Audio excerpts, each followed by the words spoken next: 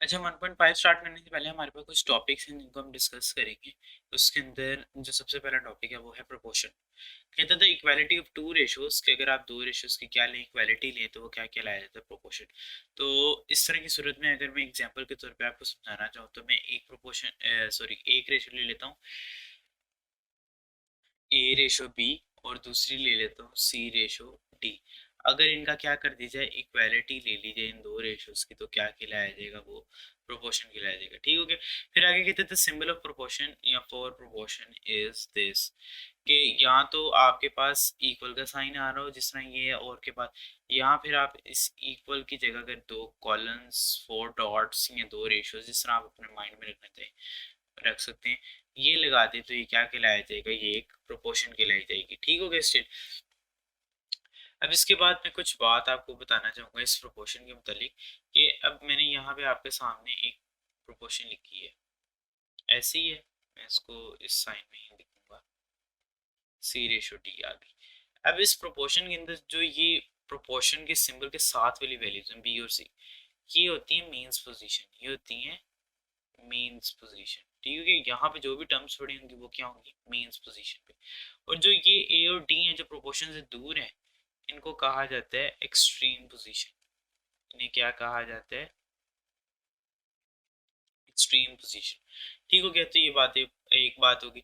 उसके बाद दूसरी जो बात थी वो ये थी कि आपने फॉर्मूला अपने दिमाग में रखना है कभी भी प्रोपोर्शन को ज़्यादातर सॉल्व करते हुए, जो है product of means, product of means is equal to product of extreme, product of extreme. ठीक हो गया, ये आपने अपने माइंड में रखना है। तो अब यहाँ पे जो अगर मीन्स देखे जाए तो वो क्या है, बी और सी। तो बी और सी का प्रोडक्ट मतलब मल्टीप्लिकेशन इक्वल होगी किसके, ए और डी के प्रोडक्ट के, मतलब एक्सट्रीम के प्रोडक्ट के। ठीक हो गया।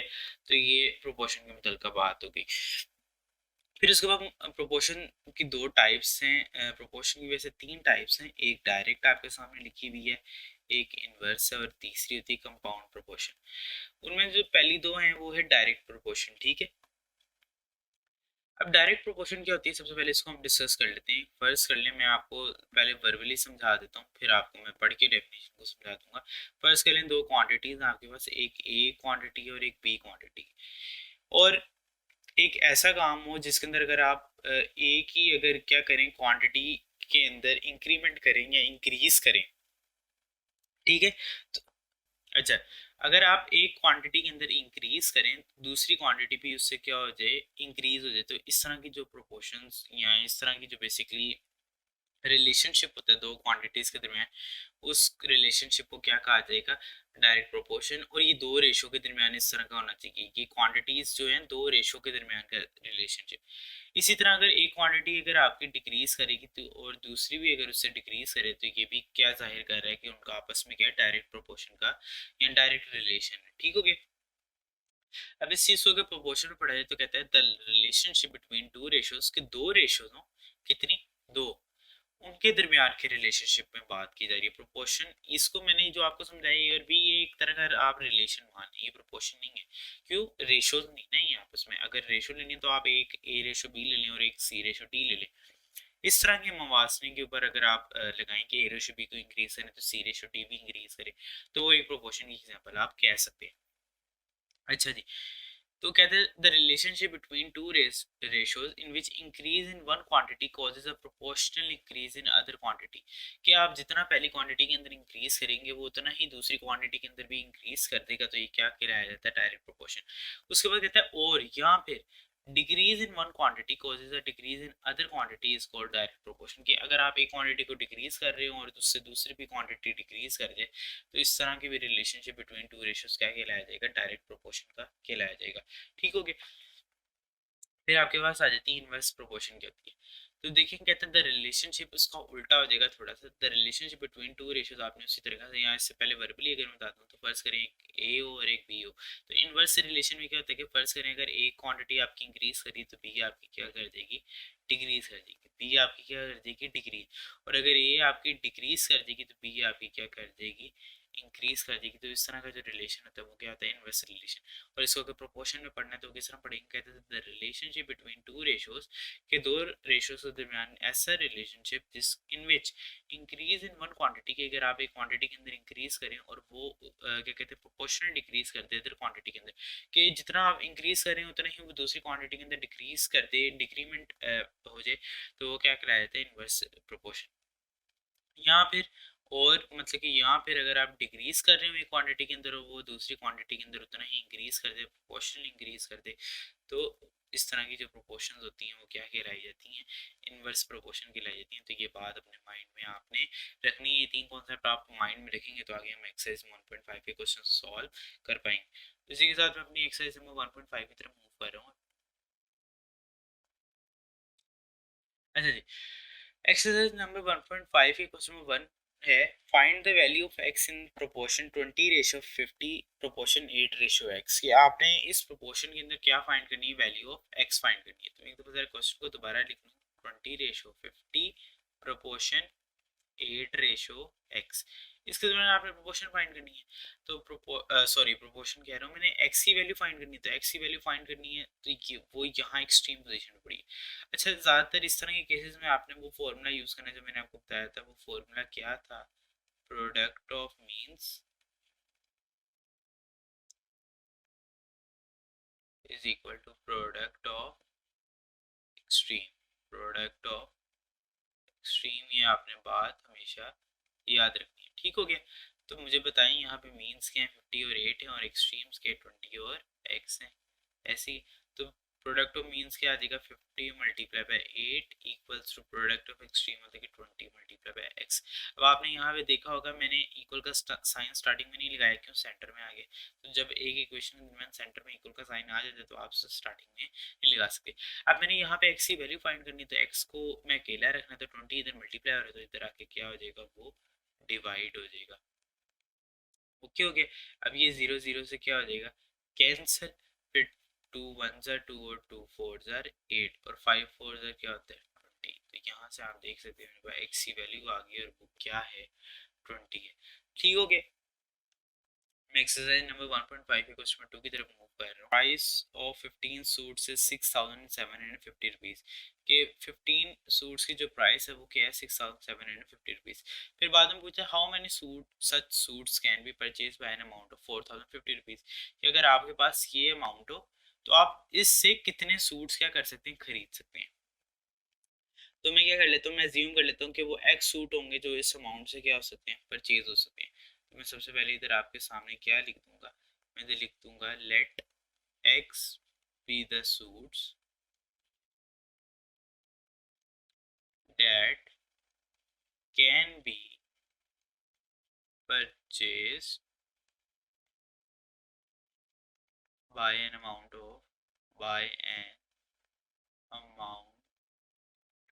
Of rupees 4,050। ठीक हो गया। अच्छा, ये कोई चीज़ भी रेफर नहीं, मैं प्रॉपर सोल्यूशन फिर आपको बता दूँ, एक दफ़ा मैं करवा रहा हूँ, अगर कोई चीज़ रेफर करूँगा तो वो साइड पे करूँगा हमेशा और बता दिया करूँगा ये क्या है, रेफर का है। अच्छा जी, तो लेट कर लेते हैं वो क्या होगी, एक्स होगी सबसे पहले। ठीक है, अब मेरे पास गिवन डेटा क्या है, मैं एक दफ़ा उन चीज़ों को लिख लूँ। तो मेरे पास गिवन डेटा अगर आप देखें तो मेरे एक क्वान्टिटी अमाउंट्स की है और एक क्वांटिटी मेरे पास सूट्स की है।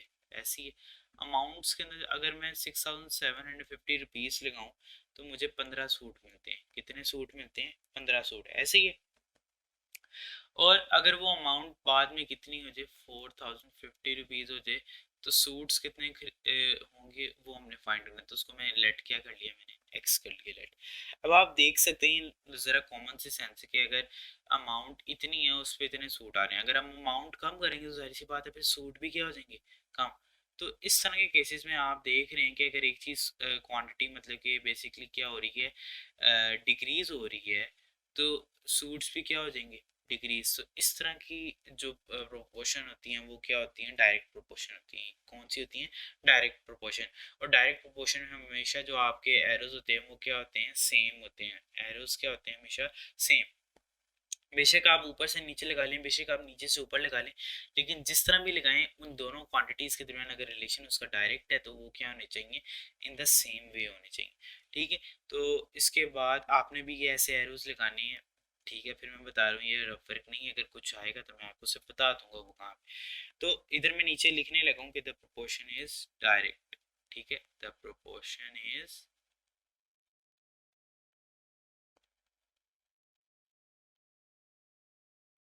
तो यहाँ पे हमें पता चल गया प्रोपोर्शन डायरेक्ट है। अब लिखना है किस तरह, अब आपने प्रोपोर्शन को तो देख ली, आपने हमेशा एरो एरो जो है उसकी टेल से एरो के हेड को फॉलो करना है। आपने एरो की टेल से हमेशा एरो के हेड को फॉलो करना है। तो 6750 रेशो 4050 आपने ऐसे लिखना है।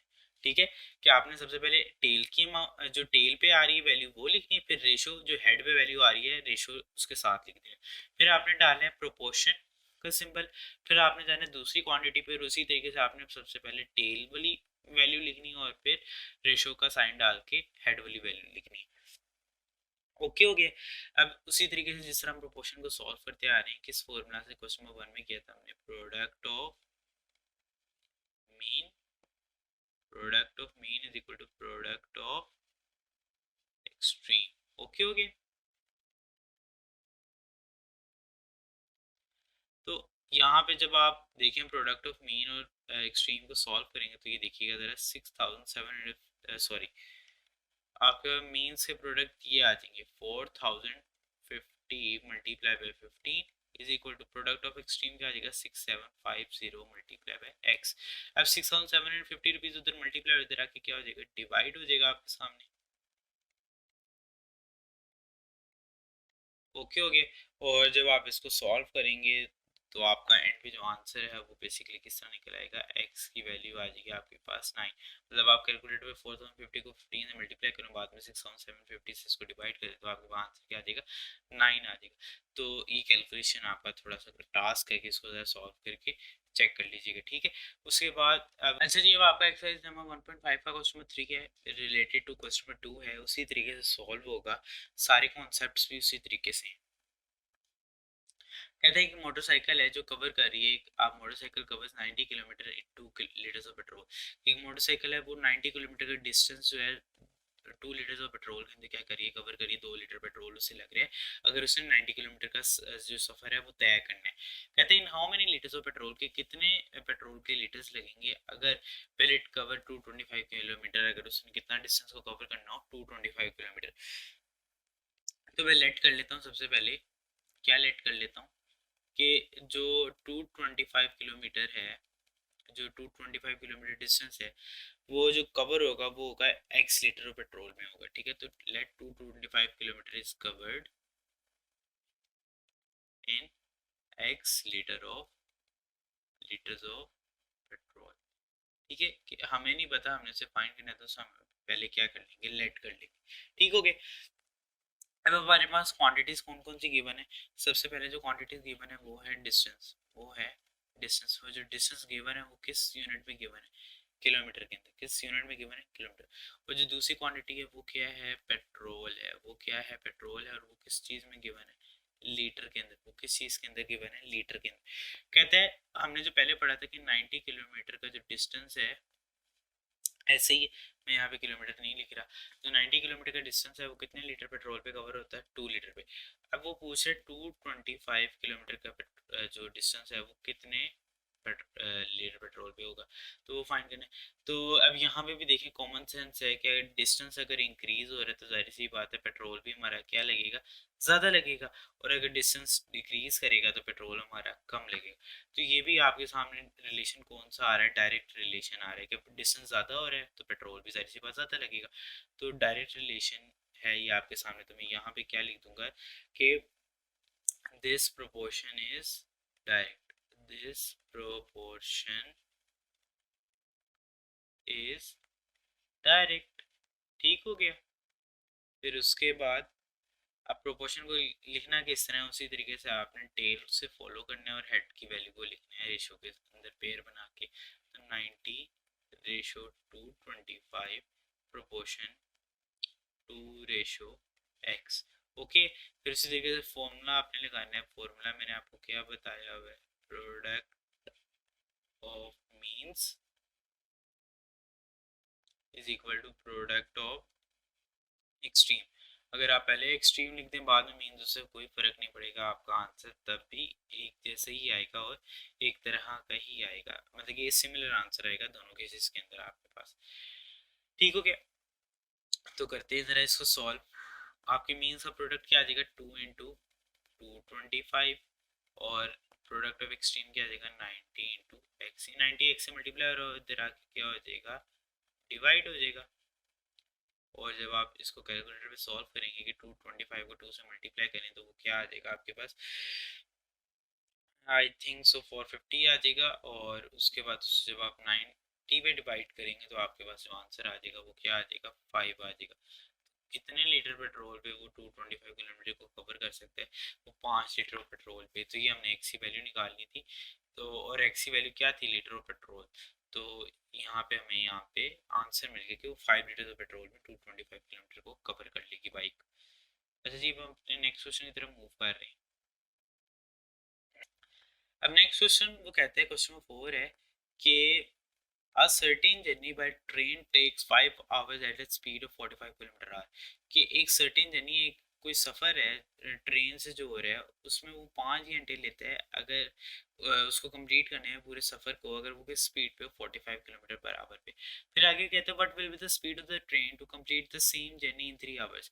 कि फासला उतना ही है जर्नी का, लेकिन अब क्या कहते हैं जो टाइम है वो कितना कर दिया गया, डिक्रीज कर दिया, 3 घंटे कर दिए। अब कितनी स्पीड पे वो उस सफ़र को तय कर सकते हैं, हमने वो बेसिकली वो फाइंड करना है। तो सबसे पहले मैं लिख लूँगा let x be the speed. Let कर लूँगा मैं क्या, कि एक्स वो स्पीड हो जिसके अंदर x, let x be the speed to complete the journey in 3 hours. कितने घंटे में, 3 आवर्स में। ठीक हो गया। अब हमारे पास क्वांटिटी कौन कौन सी गिवन है आपके सामने। एक सबसे पहले हमारे पास टाइम है, किसमें है वो, आवर्स की यूनिट में, तो वो मैं ब्रैकेट लगा के लिख दूंगा। ठीक है। और दूसरी क्वांटिटी जो गिवन है हमारे पास वो क्या है, स्पीड है। वो क्या गिवन है हमारे पास, स्पीड है, और स्पीड किस के अंदर है, किलोमीटर पर आवर में। अच्छा जी, अब हमारे पास पहले जो स्टेटमेंट थी उसके अकॉर्डिंग 5 घंटे के अंदर अगर वो सफ़र कर रहा है तो कितनी स्पीड है, 45। ठीक हो गया। इसी तरह अगर उसी सफ़र को अगर आपने 3 घंटे में करना है तो स्पीड क्या होगी, वो एक्स होगी। इसको अभी हमने फर्ज कर लिया, क्या है एक्स होगी, लेट कर लिया, और सॉल्व उसे फाइंड करना है। अच्छा जी, अब ये भी कॉमन सेंस आपके सामने है कि फॉर एग्जांपल अगर हम टाइम को क्या कर रहे हैं, डिक्रीज कर रहे हैं, टाइम को हम क्या कर रहे हैं, डिक्रीज कर रहे हैं, टाइम को हम क्या कर रहे हैं, डिक्रीज कर रहे हैं, ऐसे ही है। तो इस तरह की सूरत में अगर टाइम कम हो रहा है और सफ़र ज़्यादा है, उतना ही है सफ़र जो 45, तो हमें स्पीड क्या करनी पड़ेगी, ज़्यादा बढ़ानी पड़ेगी, स्पीड हमें क्या करनी पड़ेगी, बढ़ानी पड़ेगी। तो इस तरह का जो रिलेशन जिसमें एक क्वांटिटी कम हो रही है दूसरी क्वांटिटी इंक्रीज हो रही हो, तो ये जो रिलेशन आपस में शो हो रहा है, ये किस चीज़ का रिलेशन शो हो रहा है, आपस में इनवर्स रिलेशन शो हो रहा है। ठीक है। तो आपने ये, मैं फिर बात कहूँगा, ज़रूरी नहीं है आपने एरो इधर नीचे से ऊपर ले जाते, उधर ऊपर से नीचे ले आते, कि आपके पास यहाँ पे टाइम डिक्रीज हो, बड़े से छोटे पे हमेशा एरो लगाएंगे जब डिक्रीज का बात हो रही होगी। तो नहीं, ऐसा नहीं है, एरो किसी तरीके से भी लगा सकते हैं, लेकिन जो रिलेशन शो होगा फिर वो अगर इन्वर्स का, तो एरो आपस में क्या होना चाहिए, डिफरेंट होना चाहिए। कि अगर ये आपके सामने डाउनवर्ड आ रहा है तो वो क्या आएगा, अपवर्ड आएगा। और अगर ये, अगर आप फर्ज करें मैं यहाँ पे एक मिनट कलर चेंज कर लूँ, मैं अगर यहाँ पे अपवर्ड लगा लूँ एरो, तो मुझे वहाँ पे फिर क्या लगाना पड़ेगा, डाउनवर्ड लगाना पड़ेगा। और आपको एक ही एरो यूज़ कर सकते हैं और उनकी डायरेक्शन चेंज होगी तो हमें लगेगा कि वो क्या है, आपस में इन्वर्स रिलेशन है। ठीक है, तो ये चीज़ आपने अपने माइंड में रखनी है। अच्छा जी, तो इसको सॉल्व करेंगे तो उससे पहले लिखेंगे द प्रोपोर्शन इज इनवर्स। क्या है, प्रोपोर्शन इज,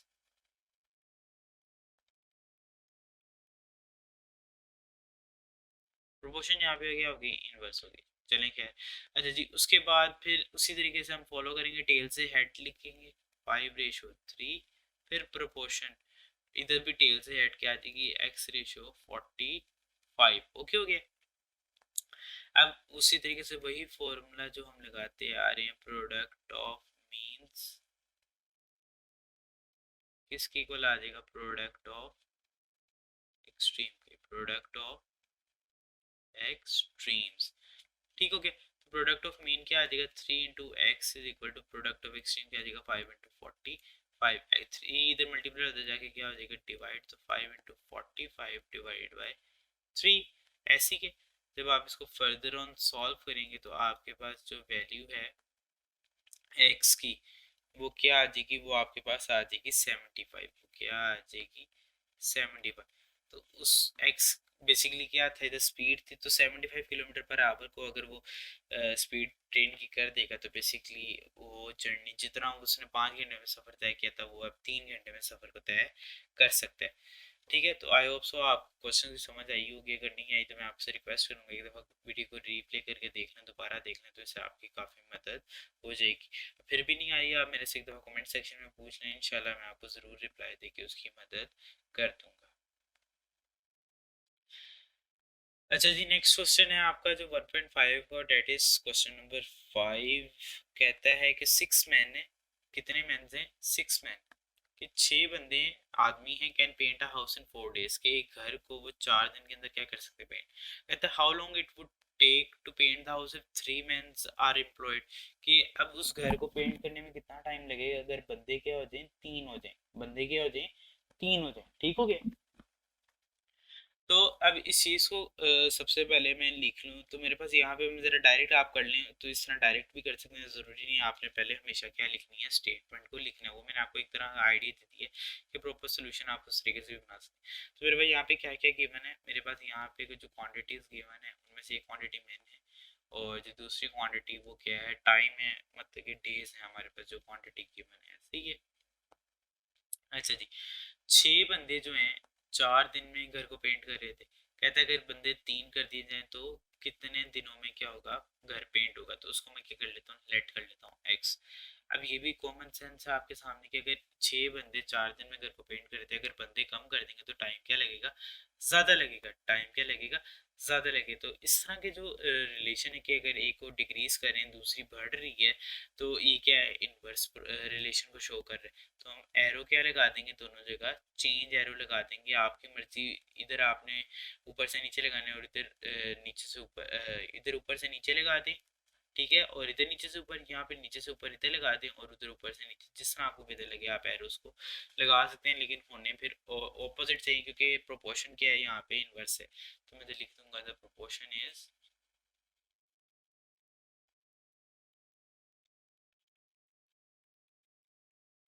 इनवर्स। प्रोपोर्शन क्या है, इनवर्स है।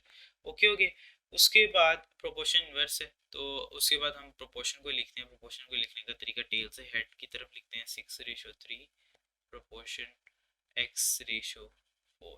उसके बाद प्रोडक्ट ऑफ मीन्स का फॉर्मूला हम लगाएंगे प्रोडक्ट प्रोपोर्शन को सॉल्व करने के लिए।